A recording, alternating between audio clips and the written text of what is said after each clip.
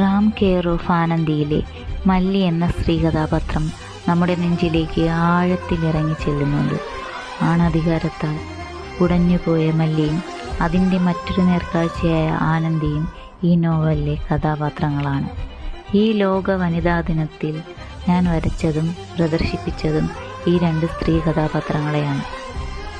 നമുക്ക് ചുറ്റുമുള്ള ഏതെങ്കിലും ഒരാൾ നമ്മെ പ്രണയിക്കുകയും ചില കാരണത്താൽ അവരത് മറച്ചു വയ്ക്കുകയും ചെയ്യുമെന്ന് എത്ര മനോഹരമായാണ് മല്ലി പറഞ്ഞു വച്ചിരിക്കുന്നത്.